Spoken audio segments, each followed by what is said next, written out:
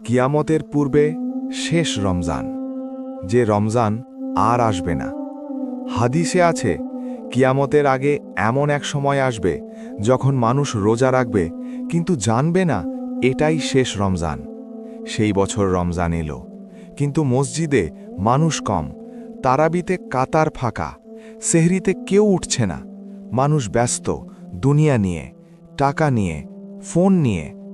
রসূলুল্লাহ সাল্লাল্লাহু আলাইহি ওয়াসাল্লাম বলেছেন, এমন এক সময় আসবে যখন ধৈর্য ধরা জ্বলন্ত কয়লা হাতে ধরার মতো কঠিন হবে।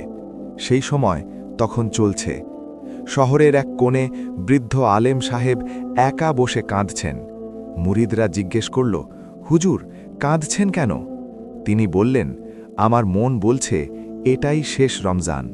সবাই হাসল, কিন্তু আলেম সাহেব জানতেন রাসূলুল্লাহ সাল্লাল্লাহু আলাইহি ওয়াসাল্লাম বলেছেন, কিয়ামতের আগে রমজান মাস ছোট হয়ে আসবে, বরকত উঠে যাবে। তিনি দেখছিলেন মানুষ ইফতারে ব্যস্ত কিন্তু মাগরিব পড়ছে না, তারাবি পড়ে ফিরে নেটফ্লিক্স দেখছে, লাইলাতুল কদরের রাতে ঘুমোচ্ছে। সেই রমজানের শেষ রাতে আলেম সাহেব সারা রাত জেগে ইবাদত করলেন। ফজরের আগে দোয়া করলেন, হে আল্লাহ, যদি এটাই শেষ রমজান হয় আমাকে মাফ করে দাও। ফজরের নামাজে মসজিদ ভরা ছিল না, মাত্র 7 জন। সেদিন ঈদের চাঁদ উঠল, মানুষ খুশিতে মেতে উঠল, কিন্তু আলেম সাহেব চুপ করে বসে রইলেন। কারণ তিনি জানতেন পরের রমজান আসবে কিনা কেউ জানে না, তুমি থাকবে কিনা কেউ জানে না। রাসূলুল্লাহ সাল্লাল্লাহু আলাইহি ওয়াসাল্লাম বলেছেন, যে ব্যক্তি রমজান পেল কিন্তু নিজেকে মাফ করাতে পারল না, সে ধ্বংস হোক। মুসনাদে আহমদ।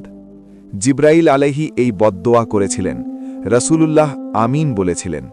এখন প্রশ্ন একটাই, এই রমজান আপনার শেষ রমজান না তো? কেউ জানে না। আজ রাতে তারাবি পড়ুন, কোরআন খুলুন, চোখের পানি ফেলুন, কারণ হয়তো এই রমজানের পরে আর সুযোগ নেই।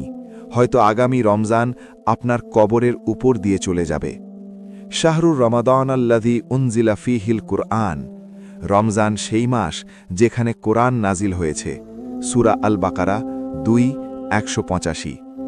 এই রমজানকে শেষ রমজান মনে করে কাটান, তাহলেই এটা হবে আপনার সেরা রমজান।